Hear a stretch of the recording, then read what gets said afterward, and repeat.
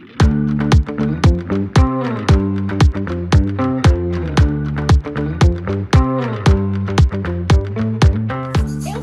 que você já sabe quem é o nosso convidado de hoje. Afinal, ele estava aqui no episódio passado. Então hoje, para falar de cibersegurança, a gente trouxe Fraga, mais conhecido como Rodrigo por a gente.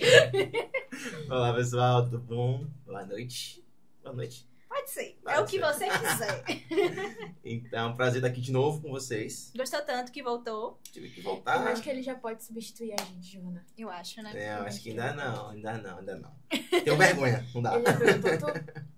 Já pegou o jeito de fazer podcast. É. Então vamos lá, Rodrigo, para começar esse nosso bate-papo hoje. Queria entender como foi que você chegou, assim, nessa área de TI. Hoje você está à frente do nosso setor de tecnologia, né, aqui da PAG. Eu queria entender mesmo como foi que você descobriu o TI na sua vida, tecnologia e tal. Então, galera, hoje trabalho aqui na PAG, sou gerente de tecnologia. Mas tudo começou eu caindo de paraquedas na área de computação. Meus primeiros passos a falar assim, vou estudar, vou ganhar uma profissão, era para ir para a engenharia química, que é totalmente Que diferente. faz todo sentido, assim. com bem É, próximo, os né? caminham É juntos. que aqui. engenharia de computação e engenharia química. Né? Por um triz, não foi engenharia de produção. É pouco, quase. Areia de concreto. Corta. Passei na faculdade de engenharia de computação na UFS. Falei, vou tentar, vou experimentar, ver como é essa área. Isso foi em 2013, fazendo o quê? 12 anos. 12 acho. anos. 12 anos por aí, 13 anos. Mais ou menos isso. Não sei, eu tava saindo da mamadeira. Obrigado, chá de velho. Então, entrei na área de computação, comecei a fazer UFS. De cara, a metodologia é totalmente diferente do que eu já vi no mercado, que lá a gente trabalha com metodologia baseada em problemas. Primeiro semestre, o professor chegou assim, ó, sentei aqui uma turminha aqui, 10 pessoas, toma um problema, desenvolve aqui um sistema de pedágio para a rede da concessionária da Bahia aqui. Eu falei, como? Não sei nem o que é isso. Mas foi o primeiro desafio que tive em computação. Eu falei, pô, isso aqui é legal, isso aqui que eu quero. E acho que a tendência do futuro do mercado é essa, então eu vou seguir. Então eu comecei os primeiros passos lá. Em 2015, isso vai fazer 10 anos agora, meio do ano faz 10 anos, que eu comecei a trabalhar no mercado profissionalmente. Uhum. Meu primeiro acesso foi na Sensorial, que na primeira oportunidade de estágio, que eu vi um anúncio. Aí um amigo meu mandou um anúncio, falei, vou tentar, ver que eu passo. Comecei a trabalhar lá eu comecei a dar meus primeiros passos como desenvolvedor de software. Fiz alguns cursos, peguei algumas coisas da UFS. E na época eles me apoiaram muito, me deram, pagaram cursos para mim, então eu desenvolvi ali, comecei a trabalhar, comecei a entender mais o mundo de software, o mercado em si. Não era na área de bancos, não era parte de fintech, era outro tipo de tecnologia. De lá, estendeu-se um braço para o Elon, que foi uma outra empresa, a empresa hoje no mercado referência na parte médica. Sim. Trabalhei uns 5 anos por lá. Comecei a gerenciar uma das equipes por lá. E depois eu vim para a PAG, de paraquedas de novo. Que acho que Se você quiser entender melhor, você vai assistir o episódio passado, que aí você entende. Então, minha chegada na PAG foi bem, assim, divertida, onde foi divisor de águas para o Rodrigo, que estava ali começando, e para o Fraga, né? que descobriu o mundo de tecnologia, a parte de fintech, todo esse sistema, a parte de segurança, que eu tive que realmente liderar e entender todo o processo de desenvolvimento de software em fintechs. Uhum. Trabalhar com segurança, trabalhar com tecnologias de máquina, tecnologias de Pix, todo esse processo. E lá se vão 6 anos de PAG, eu acho, 6 anos de PAG. E nesse processo eu dei uma saída da PAG, fui para a PicPay, trabalhar na equipe de gerenciamento antifraude cadastral. Também trabalhei um tempo na equipe de gestão e gerenciamento de segurança antifraude transacional. São 2 vertentes importantes dentro de uma empresa, que é a parte de onboard do cliente, onde ele começa o cadastro, todo o processo de segurança e validação, e a parte transacional, as operações de cartão, de Pix, boleto, todo esse processo, analisando dados, métricas, comportamento do usuário, comportamento transacional, todo esse processo. Então, trabalhei um tempo com a PicPay fazendo isso. E voltei para a PAG. Bom filho, a casa toda. Em minha volta para a PAG, surgiram novos desafios, que foi quando começou a questão de trabalhar mais a questão de segurança, trabalhar mais a questão de fraude, trabalhar mais a gestão da equipe e a expansão da equipe em si. Foi quando chegaram novas pessoas e eu comecei a liderar essas pessoas e montar um time resiliente, forte, pudesse entender todos os assuntos, um pouquinho de cada líder. Entendi. Pensando você hoje, que está à frente da gerência, né, de tecnologia da PAG, qual é o maior desafio e o desafio mais complexo de estar liderando uma equipe nesse setor tão dinâmico que é o setor financeiro? Como é que você... Nosso maior desafio hoje é inovar com segurança e conseguir juntar todos os elementos para entregar um produto de qualidade para os nossos clientes. O que são esses elementos? São pequenas entregas com qualidade. A gente monta alguns mecanismos, tem alguns frameworks, alguns métodos ágeis para desenvolver e fazer pequenas entregas. Hoje nosso desafio é lidar com pressão do mercado, pressão de clientes, as pequenas entregas de produtos, lidar com vários projetos simultaneamente e lidar com a equipe em si, com as pessoas. Entender qual o ponto fraco, qual o ponto forte de cada um, direcionar em cada projeto, remapear esses projetos para que eles conversem entre si. Porque, quando eu digo assim, a gente desenvolve microserviços. Microserviços, a gente tem que fazer eles conversarem depois, a gente tem que orquestrar todo esse projeto. Então, quando cada equipe interna está desenvolvendo uma parte do produto, a gente tem que ter todo esse mapeamento, toda essa metodologia para fazer com que o produto saia completo na ponta. Saia entregue para o cliente com qualidade, que seja eficiente, que resolva o problema do cliente, que faça todo esse processo funcionar. Em contrapartida, vem a parte de segurança desse produto. Quando a gente está desenvolvendo, a gente tem que lembrar que sempre vai ter alguém tentando invadir nosso sistema. E falando sobre isso, a gente sabe que o setor financeiro, ele é um dos que mais sofrem ataques. E aí eu queria que você falasse um pouquinho sobre essas ameaças, as mais relevantes, assim, e como vocês lidam com isso aqui dentro. Legal. De fato, hoje o sistema financeiro é o que mais sofre ataques. E também é o que mais propõe soluções para o mercado. Junto com outros órgãos governamentais, outras empresas. E querendo assim, ou não, é o maior bem das pessoas. Exatamente. Não apanha, né? E assim, é o mais lucrativo. Para o hacker é o mais lucrativo. Também é um dos mais difíceis de acessar, mas também é o mais lucrativo. Mas também quando consegue acessar o estrago é gigantesco. Né? Porque imagina, você entrar, acessar e ter a conta de todos os clientes, dados de todos os clientes, conseguir fazer transações operacionais ali com esses valores, a catástrofe. As ameaças relevantes que a gente tem, a que lidera hoje é o phishing em engenharia social. O que é o phishing? É o pescar mesmo, é jogar uma isca e você pegar. Que se baseia em, por exemplo, links vindos por SMS ou e-mails. Você vê um e-mail bonitinho lá de um e-commerce que você costuma comprar. Todo bonitinho, entendendo que é a promoção, clique aqui. Não clica. Porque geralmente... Eu recebo muito dos correios. Que minha encomenda tá presa na Esse é um dos receita. principais. Mas só de clicar já é um problema muito grande? Ou tipo, se você colocar dados lá e tal? Tá. No clique, o principal problema é os dados que você preenche depois. Porque você acha de fato que está fazendo uma compra em um site e aí você vai preencher informações pessoais, informações de cartão, e aí é onde os golpistas começam a trabalhar e desenvolver os golpes em seus cartões ou dados bancários. Tá? Um outro problema também é e-mail. Você vê, vem um e-mail, tem um anexo. Cara, se você não está recebendo aquele e-mail, você não sabe de quem é. Você superou que aquele, tipo assim, a promoção tá muito, muito barata. Eu vou comprar uma geladeira que é 5 mil por 1.000. Só se for na Magalu. Magalu não me processa. Então, assim, sempre desconfie, sempre analise. E ainda mais quando você não está esperando nenhum link, nenhum e-mail de ninguém. Então, não clica, porque geralmente pode ser um malware. É um software ali que é malicioso e vai invadir esses sistemas. Um outro queridinho ali da galera de hack é os ransomwares. Esses são ataques, são os malwares. São, tipo assim, são programas maliciosos. Que geralmente são enviados como, tipo, um e-mail, para você. Ou você baixa um aplicativo no seu computador e aí vai avançar e ele fazia um baixa por trás, você não percebe. E a ideia deles é sequestrar seus dados. Em 2017, 200 mil pessoas foram atacadas simultaneamente, praticamente, com o malware.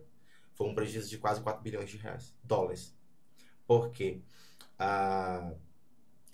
Ele sequestra os dados, criptografa e fala, ó, se você quer os dados de volta, me paga um valor.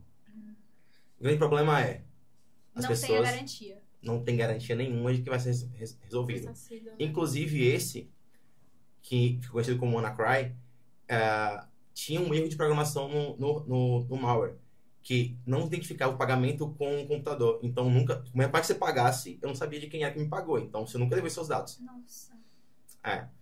Esse malware aconteceu porque falta de atualização do sistema. Então, agora tem que assumir, depois atualizam. Um mês antes do ataque, a Microsoft lançou uma atualização de segurança em relação a esse malware. Que resolveria. Ela não atualizou. Eu Então, nunca mais vou atualizar depois, mais tarde. Exatamente. Nunca mais vou fazer isso. Então atingiu 150 países esse Nossa. ataque. Chegou no Brasil? Alguns computadores do Brasil também foram atingidos. Meu Deus. Na Europa, algumas instituições governamentais. Hospitais foram atingidos. Empresas de ambulância, Nossa, a chocada. SAMU, tiveram problemas, por exemplo, de ambulâncias que mudaram a rota. Estavam indo socorrer alguém e a rota alterada. Então, Nossa. foi um prejuízo de Foi um milhões. caos. Foi um caos. Literalmente um caos. Então, esse ataque começou a ficar mais popularzinho ali. Então, o ransomware hoje é um dos ataques muito comuns e que dá muito prejuízo. E geralmente é evitado com atualização de sistema, atualização de software, não instalação de programas não confiáveis. Isso aí. Não se pode baixar jogo craqueado. Não se pode, exatamente. Jogo craqueado de jeito nenhum. Tá. Outros ataques são exploração de APIs. Os bancos, eles... Sabe, os cyberatacantes, não. Os hackers geralmente atacam vulnerabilidades nas nossas APIs. Eles analisam as requisições, analisam os dados e tentam, de alguma forma, passar e manipular os acessos ali, né? e encontrar vulnerabilidade dentro do próprio sistema. Outro ataque comum é o ataque credencial. Credenciais vazadas. Tipo assim, vazou uma quantidade de senhas de algum lugar. Eles vão tentando essas senhas nos bancos e até que uma delas funcione.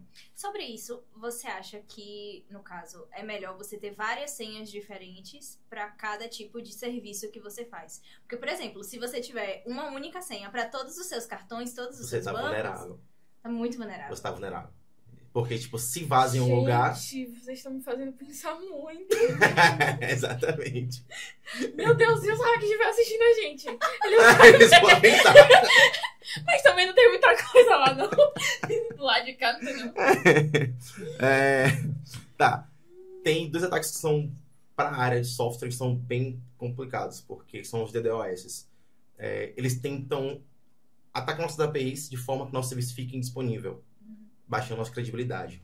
Eles usam algum mecanismo, alguns boots, algumas IAs para atacar o sistema, sobrecarregando esse sistema, de forma que um usuário tente acessar e não consiga ter esse acesso. E aí a gente tem que trabalhar em cima para poder evitar esse tipo de ataque. Nossa, Que problema. muita coisa. E existe algum tipo de ameaça de ataque que hoje em dia o setor financeiro mesmo você subestima, assim? Fala assim, não, isso aqui não é relevante, não. Vou atualizar depois. Um dos pontos é esse, atualizar depois. Um que a galera negligencia muito é a cadeia de suprimentos. Nossos fornecedores. Às vezes a gente fecha nossa casinha, desenvolve o software perfeito aqui dentro, analisa tudo, monitora tudo, esquece que a gente usa serviços, às vezes, de terceiros. E não olha as portas que ele pode acessar. Quais são as credenciais que ele tem acesso. Qual é o mecanismo que a gente tem, tipo, de receber transações ou enviar transações. E a gente não vê as vulnerabilidades que o nosso parceiro tem. Às vezes, uma das portas problemáticas é essa. A outra é a falta de treinamento do pessoal interno, dos colaboradores. Segurança é algo que tem que estar enraizado em todos os funcionários. Se a empresa tem 100 funcionários, tem que ser os 100 funcionários em cibersegurança. Entendendo muito bem. Qualquer sobre setor. isso, né? Qualquer setor da empresa tem que ser um hacker. Tem que entender como ser hacker, como preservar. Porque, por exemplo, você vê uma lista de de nomes de empresa com dados, informações pessoais da empresa, telefone, e-mail. Pô, essa pessoa tem que saber que aquilo é um risco, que está infringindo uma norma. Então, a gente tem que estar todo mundo alinhado. E as empresas, às vezes, negligenciam. Não treina, não capacita os colaboradores para esse tipo de atitude. Quando a gente fala de segurança, né? Porque é o assunto desse podcast. Quais são as normas e regulamentações pensadas, assim, nesse setor que são imprescindíveis? Que, assim, não podem passar despercebidas mesmo. Legal. Uma das regulamentações que a gente leva muito em consideração é a LGPD, que é a Lei Geral de Proteção de Dados, que ela tem que garantir a proteção dos dados do cliente, transparência das informações. Outra regulamentação que a gente segue é a do Banco Central, que é sobre segurança, antifraude e prevenção ao terrorismo. Então, a gente usa algumas normativas dessa para poder desenvolver e precaver algumas situações. No caso, essas regulamentações impactam diretamente na PAG enquanto a gestora de recebíveis hoje, mas a gente também já está bem preparado para isso, né? Exatamente. Hoje, todo o nosso desenvolvimento de sistema aqui interno da PAG, da Red, Evin, todos os nossos produtos, a gente já vem baseado nessas regulamentações. A questão de criptografia de dados do cliente, a normalização de dados, o princípio de dados confidenciais de cada cliente, todo esse processo a gente é pensado desde o iniciozinho ali do nosso desenvolvimento até o fim, a entrega do cliente. Tem algumas outras regulamentações, que é a BSL 3, que também precavê alguns mecanismos para sustentação financeira dos bancos e das fintechs em si. E tem algumas normativas também na área de desenvolvimento de ciberseguranças que, seguimos como padrão para trabalhar só a questão de segurança. Elas, definem padrões de autenticação, padrões de processamento de dados, padrões de criptografia. Todos esses padrões a gente tem como nossa bíblia ali, né? É o nosso manual do dia a dia ali de como seguir, como implementar e como precaver. Tá, e de que forma as fintechs ajudam a... na verdade, a elevar esse nível de segurança no setor financeiro. Legal. Hoje as fintechs têm um papel fundamental na parte de segurança, dado que é o setor mais atacado, que é o mais sofre ataques. Então hoje existe a FEBRABAN, que é a Federação Brasileira de Bancos. Lá tem alguns debates, algumas palestras, existe anualmente um evento que são debatidos tanto questões de tecnologia quanto questões de segurança. A preocupação de segurança hoje é muito importante, então leva-se em consideração ataques sofridos, compartilhamento de informações, mecanismos que possam ser usados para prevenir fraudes transnacionais, cadastrais. E assim, você tem visto nessa mesma perspectiva aí, alguma tendência surgindo através das resoluções que as fintechs fazem ou ainda, eles trabalham lado a lado? Legal. Hoje, em 2025, acaba de ser lançado um aplicativo que é o Celular Seguro. A ideia é que seja, extinto o roubo de celular. Com Nossa, esse meu mecanismo. sonho. Então, foi junto com o Ministério da Justiça e Segurança Pública, os bancos, a FEBRABAN e a Anatel. Esse aplicativo, você instala ele. Assim que você instala, você faz a parte de cadastro, termos de uso, aceite. E você vai ter 3 funcionalidades. A primeira, você vai registrar seu dispositivo, vinculado ao seu CPF. Depois, você vai cadastrar um contato de segurança para que, caso você seja roubado, ou furtado ou algo assim, aquela pessoa possa abrir uma ocorrência, que é o terceiro ponto, é a ocorrência. Uma vez a ocorrência aberta, todos os dados do seu dispositivo são apagados. Nossa, que massa. Então, o dispositivo é invalidado, então não consegue mais fazer o ciclo de dispositivo junto à Anatel. E caso você recupere esse Já dispositivo? Ai, que horror! Então é bom, mas é ruim ao mesmo tempo. Assim, tem mecanismo para você voltar e recuperar. Sempre que você abre como você fala? Uma ocorrência. Quando você abre uma ocorrência, existe um número de protocolo. Então, você coloca um protocolo para você tratar as situações, caso de bancos e outras coisas. Inclusive, se caso, antes de ser bloqueado, alguém faça acesso à sua conta e transfira o valor, para você negociar isso com o seu banco, é bom que tenha esse protocolo. Então, esse mecanismo é para você se precaver de fato nos seus dados. E para quem não tem o dispositivo bloqueado, já foi desenvolvido junto ao iOS e o Android uma forma de você apagar os dados do seu celular digitalmente. Então, você pode acessar diretamente ali e apagar todos os seus dados. Então, a ideia dos bancos é justamente essa. Coletar informações, passar para a comunidade, falar, vamos montar uma tecnologia aqui para poder mitigar esses tipos de golpes. Então, um desses primeiros foi o celular seguro. O aplicativo está disponível já na App Store e na Play Store. Nossa, terminando isso daqui, eu já vou baixar. É importante. Nossa, eu morro de medo.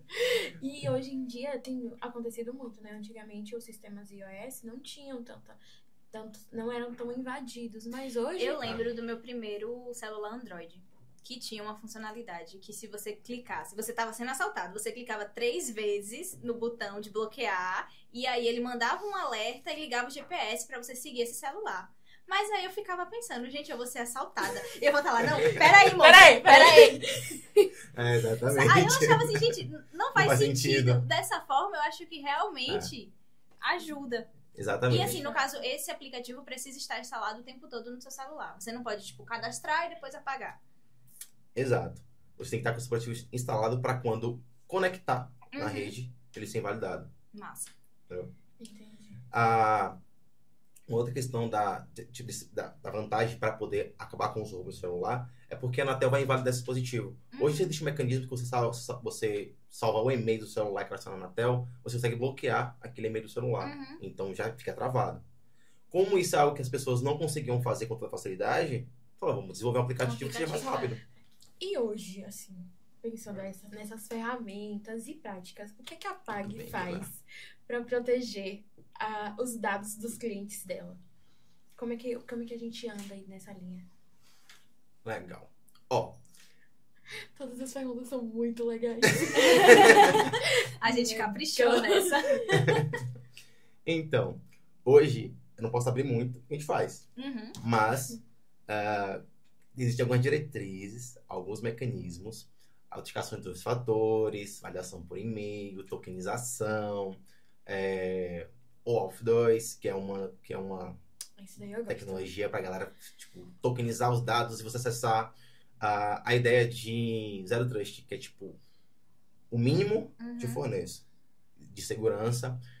Existe monitoramento contínuo, testes automatizados, validação de segurança, revisão de código, revisão de produto, revisão de projeto. Então a gente realmente está seguro e guardando, assim, realmente o maior bem do nosso cliente. Exatamente. E a principal, a capacitação da equipe, treinamento contínuo, para que possamos se anteceder de possíveis ataques. A gente está sempre analisando e monitorando nossos sistemas. E assim, a gente também precisa entender e lembrar que a obrigação, claro, de cuidar dos dados do cliente é nossa, mas o nosso cliente também precisa ter essa responsabilidade de proteger seus dados. Quais dicas você dá para o cliente proteger? Legal. De fato, a responsabilidade de tecnologia e segurança não depende só das máquinas, nem só da PAG, nem dos sistemas. Nem só desses sistemas. É um conjunto. Hoje, falta capacitação das pessoas do dia a dia, aprender a usarem e se precaver. Existe hoje... determinada atenção, né? Porque as pessoas deixam passar muito despercebidas. Colocam, senha 1, 2, 3... Exato. E aí acha que tá super seguro, que ninguém vai tentar, mas é porque eu não tenho dinheiro. Mas é aí que se engana. Exato. Existe necessário um treinamento para precaver da engenharia social e dos phishings, que são os principais ataques. Porque, por exemplo, às vezes até um colaborador interno pode sofrer esse tipo de ataque. Hoje aqui a gente tem um mecanismo que é treinamento de LGPD, treinamento prevenção à lavagem de dinheiro, financiamento do terrorismo. Que é obrigatório, né? Que é obrigatório todo mundo fazer. Então, é aquela cultura de todo mundo ser um cibersegurança. Todo mundo saber sobre segurança, entender sobre segurança. Então, é necessário que tenha esse treinamento, que tenha essa atitude. É importante que a PAG em si, ela capacite nosso cliente, informe ele, tipo assim, ó, tome cuidado com suas senhas, não compartilhe senha, não, tipo, pronto, algo que todo mundo faz. Acessar computador e fazer operação transacional em biblioteca, em redes públicas de Wi-Fi. Porque você nunca sabe se tem um malware dentro da rede pública.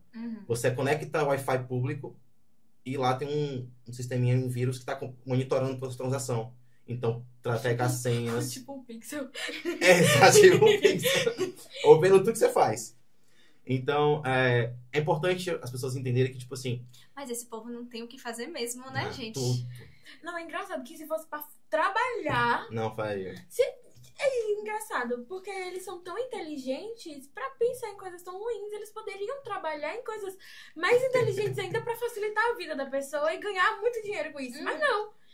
Eles sempre querem benefício próprio. Querem ganhar dinheiro. É muito complicado. E alguns também não. Alguns só querem repassar a forma de roubar pra outros. Ou se divertir, né? Por exemplo, a parte dos ransomwares. Tem um grupo de hackers hoje que desenvolve os ransomwares e passa para outras pessoas. Fala assim, ó, usa aí e ganha dinheiro com isso. E vende, tipo, vende. uma videoaula de como fazer? Exatamente, tem Meu muito. Deus. Tem muito. Então, a questão da capacitação das pessoas é importante. Passar informação para as pessoas sobre como se precaver de golpes, fraudes, é importante. Então, a tendência a tecnologia está avançando, os ataques vão avançar. As formas de golpes vão avançar. Então, na dúvida, sempre desconfie. Sempre desconfie. Pensando, né, nessa usabilidade em questão de segurança, entendendo a necessidade não só da tecnologia, mas também do próprio usuário. Como é que o lado de cá consegue equilibrar a inovação e a proteção com a conformidade disso tudo? Como é que a gente consegue andar lado a lado, tendo o equilíbrio? É possível sim ter esse equilíbrio. Desde que seja desenvolvido mecanismos desde o início do projeto. Toda análise inicial tem que ser baseada que a segurança é o parceiro. Os desenvolvedores hoje em dia, não todos, mas têm a tendência de tratar a segurança como uma barreira, uma dificuldade. Mas deve ser pensado da forma contrária. Deve ser alinhado. Deve ser uma aliada do desenvolvimento. Desde a fase inicial até a fase de entrega do produto, tem que ser alinhado segurança e inovação. Dessa forma, a gente consegue entregar sempre um produto de qualidade e seguro. Massa. Legal. Tá. Hoje em dia, todo mundo coloca seu CPF em absolutamente qualquer coisa. Errei, fui moleca várias vezes. Em supermercado, ou até mesmo na própria internet, sabe? Faça um cadastro e você vai ganhar uma planilha para você organizar as suas coisas financeiras. O que você acha em relação a isso? Porque, tipo assim, eu acredito que essas landing pages não têm realmente uma segurança muito grande por trás delas. E aí, de que forma... O que você acha, né, em relação a isso? Eu ouvi esses dias, né, pra ajudar aqui a argumentar, que antigamente era petróleo que a gente encontrava no fundo do nosso quintal. E hoje são os dados das pessoas que é o nosso novo petróleo. Então, assim, as pessoas, elas mudaram essa linha, mas mesmo assim elas têm muitas coisas na mão e precisam utilizar. E assim, hoje você tem o CPF de uma pessoa, você consegue fazer absolutamente tudo. Os dados são os novos petróleos, a gente só precisa saber como usar e usar de forma benéfica, né? Essa é a parte mais importante. Porque hoje as pessoas têm tendência de cadastrar em qualquer coisa. Desde que ganhem R$5 de desconto. Qualquer benefício ou mínimo, ganhem assim. um acesso privilegiado a alguma coisa. E aí é onde está o phishing, que é a engenharia social. Tem, de fato, as empresas que usam isso para adquirir clientes novos, dar benefícios, mas também tem as empresas que são, não empresas, mas hackers que estão ali só para poder coletar seus dados. Fingindo ser uma empresa. Fingindo ser empresas. Muito cuidado, então, com anúncios de Instagram. Principalmente as redes sociais. Se receber um link pelo WhatsApp, um link pelo Instagram, qualquer outra coisa do tipo, uma publicidade que veio assim, muito suspeita, muito tentadora, analise com calma. lembrei que minha mãe sempre cai nessas coisas, sabe? Assim, é sério. Ela é como, tipo assim, uma sandália que nunca vai encontrar tão barata. Ela, não. Eu comprei. Tá chegando até hoje. Pois é. Comprando bolsa da Chanel por R$50. Sandália da Fá. E aí que tá o problema, que às vezes você acha assim, pô, tá barata a promoção, eu vou comprar. Só que eles vão os seus dados. Às vezes você bota dados de cartão. Depois assim, clonaram meu cartão. Claro que clonaram seu cartão. Você botou seus dados no site inseguro. Olha só por quê, né? Não, ironicamente, Exato. você vive colocando seus dados em lugar duvidoso. Exatamente. Então, assim, no dia a dia ali, são esses cuidados que tem que tomar. Links que você recebeu sem estar esperando. Do nada chega um link de uma empresa de e-commerce Confirmando sua viagem. Você Isso, não tá fala, esperando uma viagem. Fala, pô, ganhou uma viagem? Não, você não ganhou uma viagem. E Você também ganhou tem uma dessas, né? tentativa de fraude. Ganhou uma viagem para a delegacia mais próxima. Mas tem muito isso. Tipo, essa técnica de você ganhou alguma coisa é o que eles mais fazem, poxa. Todo mundo gosta de ganhar, né? É porque, tipo, os hackers trabalham com um senso de urgência. Canvas também, né? O senso de urgência. Então, tipo, eles sempre falam assim, pô, olha só, promoção imperdível. Você ganhou, isso é um desconto de R$50. Eles sabem exatamente os gatilhos que as pessoas usam. E tem também os cookies. Não é? Sim, que, tipo, sim, de navegação, dados de navegação. Os dados de navegação, que muitas vezes você realmente pesquisou aquele produto e a publicidade que tá aparecendo pra você naquele site não é realmente do site que você pensou em comprar. Exato. Então sempre verifique o site. Geralmente os sites têm um cadeadozinho em cima, tem um avaliador de segurança. Os selos também. Os selos de qualidade do site. Se você vê uma promoção em um link, um e-mail chegou pra você, não clica. Vai no site. Pesquisa no Google. Procura promoção. Promoção em tal loja. Pronto, você vai clicar lá e vai ver, se realmente é verdade. Se não apareceu, nem clica no seu e-mail. Exclui, tchau e benção. Senão não vai funcionar. E assim, quando a gente fala de tecnologia, se a gente não falar de inteligência artificial, é quase uma loucura, né? Sim. Porque tudo isso tá indo para esse caminho agora. E pensando nessa linha de inteligência artificial, quais são os riscos em questão de segurança pra gente, futuro, que podem acontecer, que já estão previstos aí, ou que já estão acontecendo? Então, inteligência artificial hoje é algo que tá vindo pro bem e pro mal. Como tudo, né? Nessa vida, né? Seria lindo se o mundo ideal fosse só as coisas boas. Uhum. E se a galera focasse só em fazer coisas boas. Mas hoje está existindo muito deepfake. Inclusive, tem uma empresa da China que perdeu milhões de reais com o deepfake. Foi promovida uma reunião com os empresários e um dos funcionários do setor financeiro dessa empresa. E na chamada de vídeo estava o chefe dele. Então, conversamos sobre a reunião e as outras pessoas que estavam participando, além do funcionário, eram golpistas. No fim da reunião, eles fecharam um negócio. E aí, o Fitão falou assim, olha, faz essa transferência de X milhões para esses caras. O funcionário falou, tá, meu chefe mandou, eu vou fazer. Fez. Aí, acabou a reunião. O chefe liga, que transferência foi essa que você fez? Ele, não, você falou para mim para fazer essa transferência. Você estava aqui na minha frente, eu vi você na chamada de vídeo. Mas não era ele, era um deepfake. Usaram IA para fazer a imagem do cara, do chefe, conversando. E hoje em dia, a tecnologia tá tão avançada que você realmente não sabe diferenciar. E parece Exato. que estuda a forma que aquela pessoa se porta. E Exato. começa a falar exatamente igual, com as mesmas Sim. expressões. Não, um amigo meu esses dias, ele me mandou um áudio da minha voz feita por inteligência artificial. Exatamente. Eu falei, que dia eu lhe mandei esse áudio? Pode estar desmentindo aqui. Isso não foi inteligência artificial. Porque até, assim, a entonação da voz, em palavras específicas, eles pegam isso. A inteligência artificial pega isso.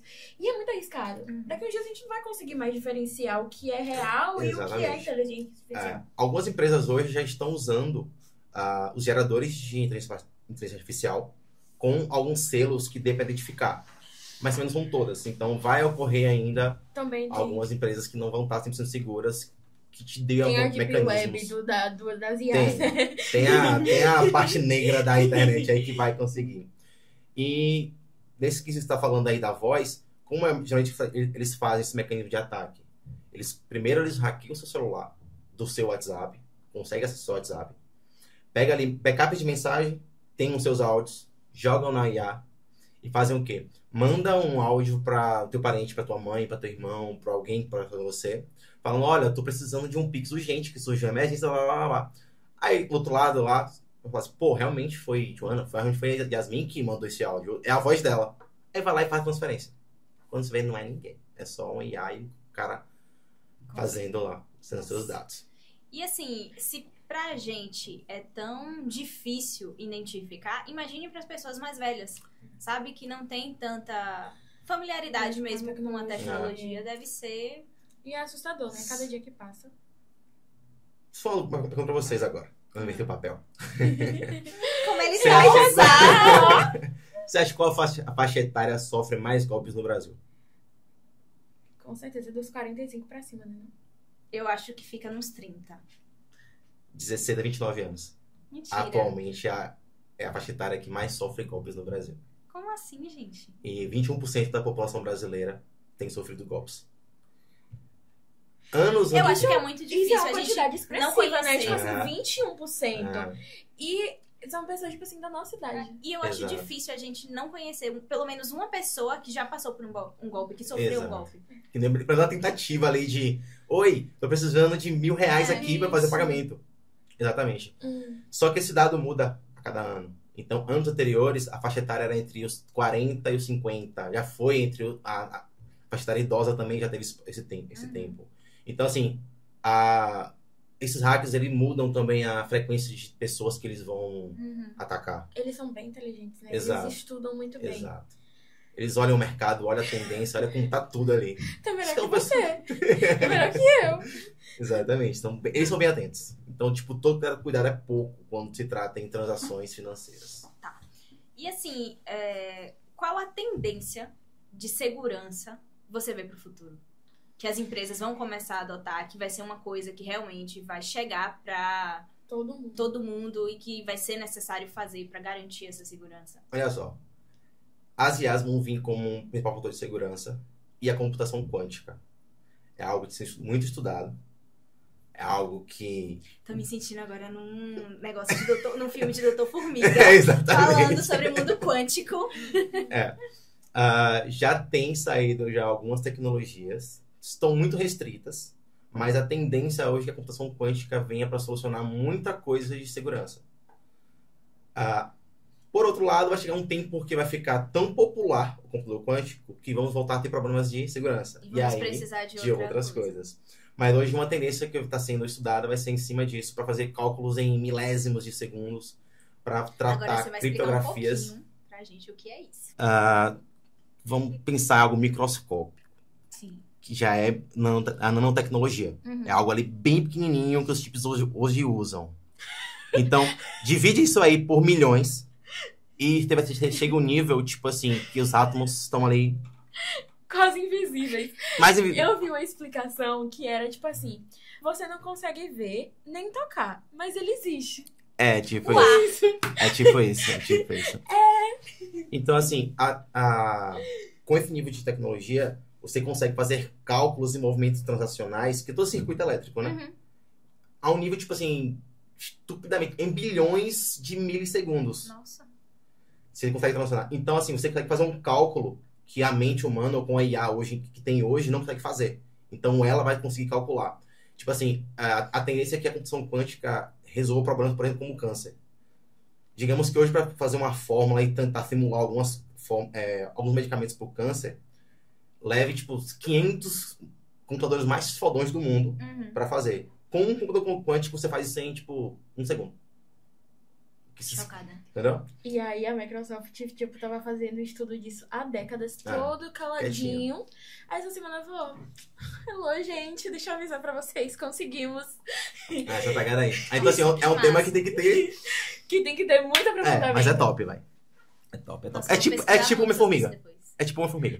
Tá acho vendo que assistir filme de super-herói? É literalmente, tipo assim, todas essas coisas. Por exemplo, o filme Avatar foi um filme que revolucionou a questão não só do cinema, né? Mas também a questão daqui. Muitas coisas vieram depois do filme por conta da tecnologia estudada pra ele. Então, assim, o cinema Eu acho que Avatar, ele deu aquele start pra isso. E hoje em dia a gente tá vendo muitas coisas que acontecem que a gente pensava, não, isso aqui vai ser impossível de acontecer. O pessoal de, tipo, Iron Man, Os Vingadores, sim, essas sim, questões sim. todas de super-heróis que era muita utopia pra gente, Hoje tá começando a ser uma possibilidade. Hoje Então, tem empresas nos Estados Unidos, a DARPA, ela trabalha só com parte de robótica para guerra. Então você vai ter cachorros humanoides, muita tecnologia, muito drone, muita coisa ali que você fala assim, pô, isso aqui não tem como acontecer. Já tá acontecendo. Já tá aí no mercado. Já tem drone atacando e trabalhando em guerra. Já tem Então, série de sim, outras coisas. a gente precisa estudar IA Uhum. e quântica. A gente tem que ir pra computação quântica, né? Essa pegada aí. Então, assim, se a gente essas coisas estão passando assim muito despercebidas e vai ser muito rápido. Vai pegar a gente na rasteira se a gente não prestar atenção. E é uma linha que a gente de tecnologia muito boa. Se a gente for o primeiro a fazer isso, vai ser E uma das outras no Brasil fazendo alguma coisa assim. Uma das outras tendências aqui também que tem no mercado com a inteligência artificial e algumas outras coisas que estão revolucionando agora são a questão da autenticação biométrica. Hoje só ter uma senha e ter um multifator, que é um token de segundo acesso ali, não está garantindo muita coisa. Então, a parte facial ali, a validação que é você com um documento ou alguma outra coisa, é uma coisa, tipo, é algo que está vindo pro mercado e está tomando tendência em todo tipo de autenticação. Inclusive, na PAG, hoje, a gente já vai estar começando a trabalhar com autenticação biométrica. A gente está vindo para lançar isso aí em breve. Massa. Queremos muito isso. Agora a gente vai separar um pouquinho, assim, né, de tempo pra gente falar sobre golpes comuns. Eu acho que é importante a gente entender e de que forma se prevenir. Sim. Então, vamos lá. O golpe do Pix errado. Esse é o Como a gente se previne disso e como acontece. O golpe do Pix errado. O fraudador vai te enviar um Pix e vai te mandar mensagem falando, mandei errado pra tua conta. Você consegue me devolver esse Pix? Nesse momento você fala assim, pô, realmente ele mandou errado aqui, então eu vou devolver. Só que nesse momento o cara fala assim, mas me devolve essa outra chave, que é minha também aqui, porque o outro banco não tô com acesso, ou algo assim. Sim. Aí você pega esse mesmo valor e transfere para uma outra chave. Quando ele recebe esse outro Pix em outra chave, ele pega a transação original no banco dele e abre o MED, que é um mecanismo especial de devolução. Então, quando abre o MED, ele tem uma chance muito grande de ter esse dinheiro que te devolveu de volta. Então, quando isso acontecer, ele recupera o valor que te mandou, além do Pix que você enviou para ele em outra conta. Então, assim, aí você fala, mas eu posso pegar e abrir o MED também. Só que ele tira o dinheiro da conta dele. Então, você perde esse valor. Muito inteligente. Como resolver? Entra no seu aplicativo e clica lá em devolução de Pix. Você devolve o Pix para a mesma chave lá. Então, ele não tem como abrir MED e você não sai no prejuízo. Massa. Tem agora o golpe do central de atendimento. Um golpe da central de atendimento é um golpe um pouco clássico. Que consiste em alguém te ligar, geralmente para telefone público, outro público é para telefone residencial, e se passar por uma central de banco, informando que você, identificado uma compra um valor muito alto, que seus dados foram vazados. E o engraçado é que nunca é um banco que você tem conta. Acontece muito. Só que aquela ideia do senso de urgência, que ele fala assim, mas você foi hackeado. E vai você perder acesso a tudo. Minha mãe foi esses dias. Minha mãe sempre cai nisso. E ela, tipo assim, ela ficou desesperada. Yasmin, vê aí. Por favor, liga aí pra algum... Pra onde, mãe? Não, pra esse banco é porque, assim, eu nunca tive conta lá. Mas eles estão dizendo que vão bloquear tudo. É isso. E, assim, realmente a pessoa acredita, entendeu? Nesse desespero que você começa a fazer as coisas erradas. Então, o que acontece? Ele fala, pega o seu cartão de crédito, no fundo tem um número de telefone do banco, liga pra ele.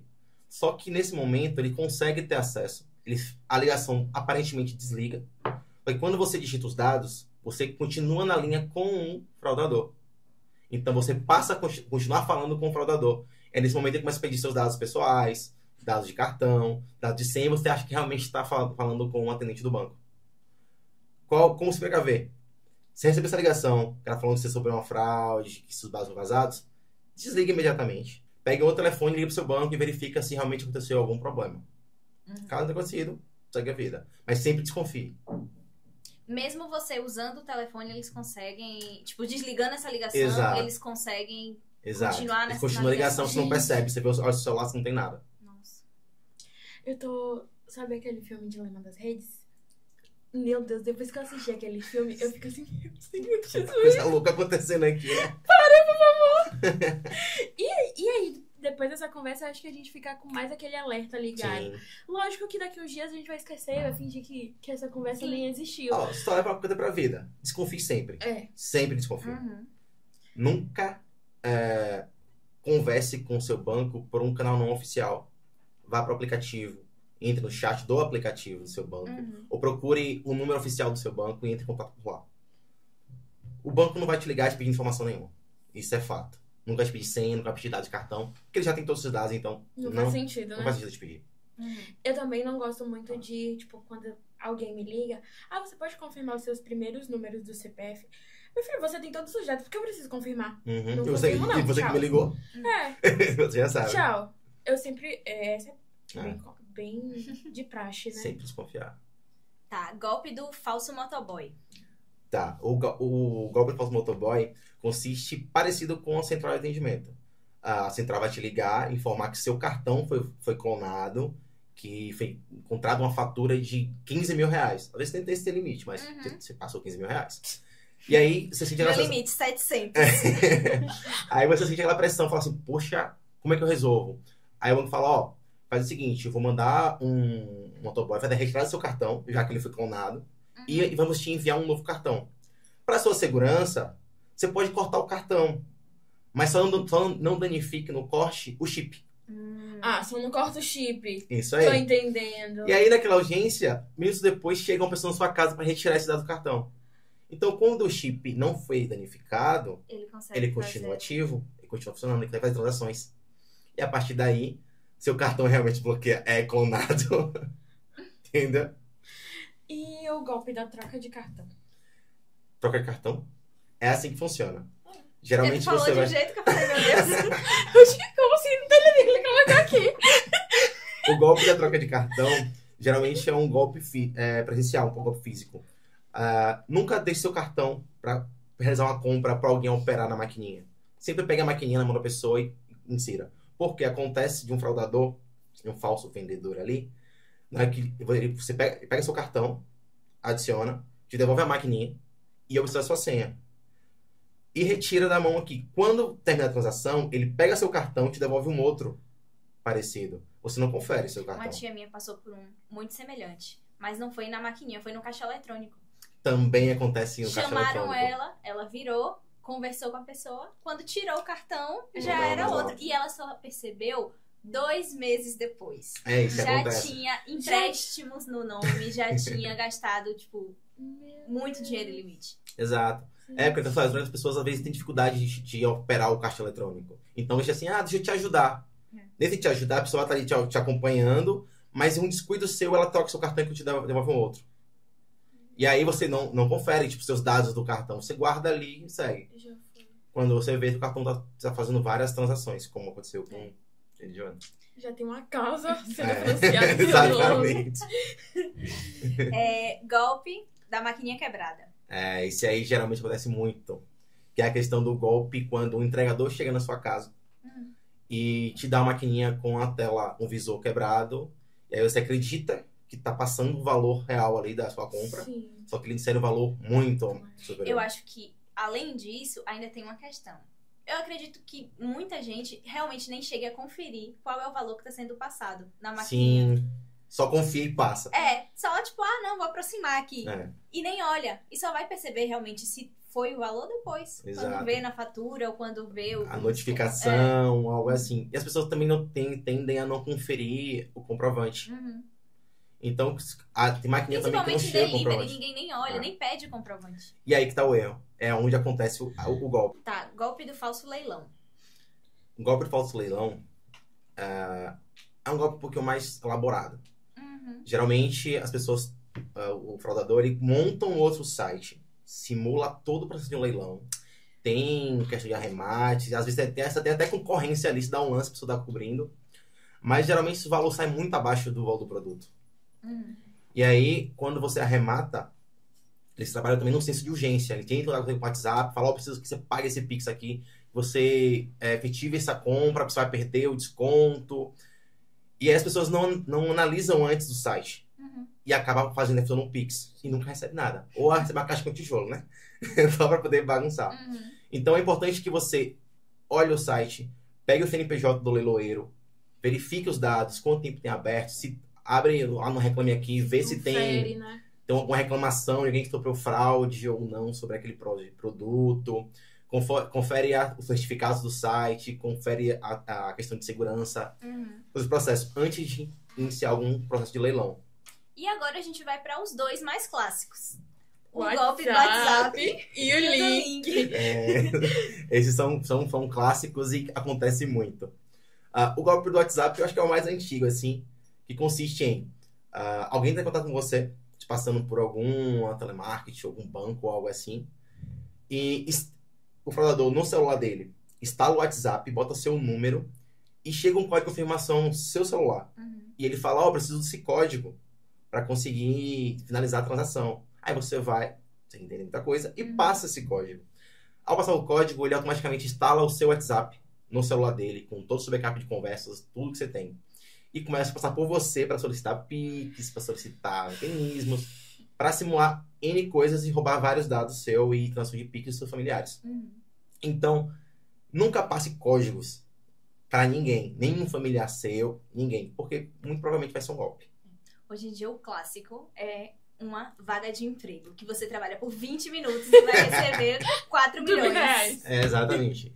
Aí ela tem essa questão, né, de tipo assim, dinheiro fácil vai ser... Eu Não acho existe que dinheiro fácil. uma das principais formas das pessoas caírem nisso é a facilidade, né? Quando eles veem qualquer tipo de facilidade, as pessoas falam, não, quero.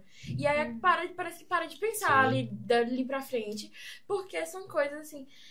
A gente precisa compreender que se tá muito fácil, tem algum problema. Se tá muito barato, tem algum problema. Exato. Como você mesmo já disse, sempre desconfie. É sempre importante Sempre estar desconfiar. desconfiando. Então, não é todo dia que a Magalu vai me Deu dar a um monte geladeira de desconto, entendeu? Exatamente. E aí vai pro golpe do link, né? Porque... Exatamente, vai chegar um golpe de um link com promoção. Hoje, vários sites disponibilizam para você comprar, por exemplo, o perfil de usuário.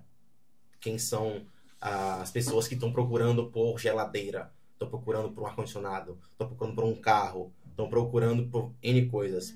Por exemplo, a OLX, tem pessoas procurando muito, tipo, coisas usadas, volta a vez do carro. Então, esses golpes, esses escaladores estão lá tentando montar esses golpezinhos. Que você acaba caindo, clicando, passando informações que não deveriam. Uhum. E muitas vezes em sites que, tipo, não tem nada a ver com o produto. Um dos problemas da IA, que vem nesses casos também, que está fazendo muita fraude, é que o phishing, né, que é engenharia social, por e-mail, hoje existe muito antivírus que já captura. Uhum. Inclusive, as próprias provedores de e-mail, lá, o Gmail, o Outlook, ou as outras, já tem mecanismos de identificar que aquilo ali é um phishing. Só que o que os fraudes estão fazendo hoje? Estão usando IA para montar um corpo de um e-mail mais bonitinho, mais arredondinho. Um link que às vezes é válido, que não detecta. E nesse link, ele começa a te manipular. Link à parte. Eu vi que, assim, em algumas formas, eles usam meio que letras egípcias. Alguma coisa assim. Porque tem letras egípcias que são muito parecidas com as tradicionais, né? Que a maioria das línguas utilizam. Então, quando você vai ver, não é o site original. O site tá lá bonitinho, parecendo que é o mesmo link do original. Sim, mas, sim. na verdade, não é uma letra... A letra, tipo, de verdade da língua. É outra letra. A Red identificou um fraudador, nosso mecanismo de fraude, nesse sentido de link. Eles clonaram o site do Mercado Livre. A URL, no finalzinho, em vez do do Livre, não tinha. Então, era totalmente o site do Mercado Livre. Inclusive, o checkout, a parte digital, os dados de cartão, era exatamente igual. Então, com algumas ferramentas que a gente utiliza, a gente consegue identificar. Mas As pessoas ainda entraram nesse link, acessaram, mas não conseguiram efetuar a compra. Mas eles tentaram. Então, existem muitos sites assim também. Que você, tipo, recebe o link e fala assim, pô, realmente aqui é o Mercado Livre. Ah, não, aqui é a Amazon. Só que quando você vai ver, depois de seus dados do cartão, tá lá, quanto compra negada ou às vezes confirmada, e ele tem todos os seus dados. A partir dali, ele faz o que ele quer com os seus dados de cartão. Dali Então, pra muito frente, cuidado. só pra trás. Muito cuidado. E assim, geralmente sempre vai ter um produto com valor muito abaixo do preço. Sempre. Que é um atrativo para as pessoas comprarem. A velha promoção falsa. É isso aí. Eu acho que agora a gente está chegando no finalzinho, né? Rapaz, Mas eu acho já- muito legal como a nossa conversa sempre flui muito, né, Caio? Rapaz... E a gente vai fazer o clássico bate-bola, né? É, Então vamos lá. Futuro da cibersegurança. Será mais fácil ou mais desafiador? Mais desafiador. Por quê? Era pra ser um bate-bola. Não, mas eu quero explicações. Mais desafiador por quê? Porque à medida que as inteligências artificiais venham com novas tecnologias para facilitar, ao mesmo tempo as pessoas vão utilizar para fazer golpes. Então, você vai ter que se especializar em usar bem a IA e usar mal a IA para prevenir sobre esses ataques. Quando ele estiver vindo com milho, você já tá com cuscuz pronto, né? E hoje a gente é muito reativo, né? Tipo assim, querendo ou não, a gente tem que receber algum golpe novo para poder montar a defesa. Por mais que você monte a defesa perfeita, vai vir uma hora que vai descobrir um outro mecanismo ali de fraudar. Então, você tem que abrir e fechar a porta. Então, O que te dá mais medo? Hackers ou descuido humano? descuido humano. Eles conseguem ser pior, né? Porque o hacker, a gente tá sempre de olho nele. Às vezes, descuido humano, a gente não percebe. Confia a gente ali, confia. né? Entende que aquela pessoa vai fazer tudo bonitinho. Às vezes, deixa passar uma besteirinha, que aí o hacker vem e ataca. Tá. O maior erro que uma empresa pode cometer em segurança digital? O maior erro... Eu não tô lembrando a palavra certa pra falar. Como é que faz? Não é desleixo. É tipo... Deixar pra depois, Peraí. Tá na ponta da língua a palavra. Adiar também. Procrastinar. Eu chamo de mamparrar. Que é isso? É a palavra correta. Mamparrar? É. O que é mamparrar? Enrolar pra fazer algo. Tá. Tá, então é enrolar. Tipo, não botar prioridade à segurança. As empresas tendem a deixar a segurança para segundo plano, ou às vezes fazer um pouquinho de segurança e deixar para depois. Isso eu acho que é o principal erro, porque, tipo... Deveria ser o primordial. É o primordial. Tem que ser o braço direito ali. Senhas longas ou autenticação em 2 etapas? Os dois. Eu Sempre. sabia! Sempre os dois. Por quê? Senhas longas, é bom você sempre criar senhas longas e de todo site que entrar, uma senha diferente. Usando letra maiúscula, letra minúscula, números, símbolos. Aí você me obriga a ter um Gerência. drive de senhas. Depende do drive de senha. Existem os gerenciadores de senhas para você armazenar de forma segura. Nunca use bloco de notas nem anotação de texto. Porque se alguém entrar no seu celular... E nem um caderninho. E nem um caderninho. Nunca. Porque se alguém roubar seu celular, tá teu bloco de notas com tuas senhas. Ficou bem seguro, né? Mas tem Face ID. Então, use senhas longas e seguras e a tecnologia dos fatores. Inclusive para o golpe do WhatsApp, por exemplo. Mas se você passe o código do WhatsApp, vai ser exigido a autenticação dos fatores, que é uma senha que você digita. Então, você não vai passar essa senha também para um golpista. Então, use sempre 2 fatores e senhas. E biometria facial. O terceiro toque mais a mais. Tá, uma tecnologia que está revolucionando a cibersegurança. A inteligência artificial, computação quântica e biometria. Top. E agora, para fechar... Ela pediu um só, né? Mas eu falei 3. Bom que você tá completo, né? Ele dá até opções. E agora, para fechar, segurança digital em uma palavra. Proteção. Nossa, Rodrigo, você foi muito óbvio. Ah, você foi muito básico. Não, melhor. Porra. Segurança digital, hein? Uma palavra. Porra, esse povo me complica, né, velho? Uma palavra para definir segurança digital. Segurança. Mentira. Eu sabia quando eu descrevi isso. Eu juro pra você que eu falei. Proteção e segurança, não tem o que fazer. Eu acho que também vai de base, né? Tipo, é a base. Eu acho que É. é o início É o de qualquer essencial. coisa. De tudo. Então, É porque eu tô tentando pensar algo aqui, mas é porque, tipo, a parte fundamental ali da segurança é essa questão da proteção, uhum. da garantia de estar seguro com todas as operações que você realizar. Então, tipo, tem que ser o elemento principal em qualquer desenvolvimento, em qualquer área, não só em software, mas em qualquer outra empresa. Por exemplo, a lei da proteção de dados é regimento para qualquer segmento. Então, tem que ter essa proteção, tem que ter esse cuidado, tem que ter todo esse mecanismo e ferramentas para poder proteger o cliente. Entendi. A gente tá chegando ao fim de mais um episódio do Fila de Caixa e a gente ficou muito feliz em poder bater esse papo com você, Rodrigo. Eu espero Muito que você volte. que venham coisas por aí, né? Mas foi sempre um prazer ter você aqui. A gente tá finalizando, mas não perde o próximo episódio. E tchau, tchau!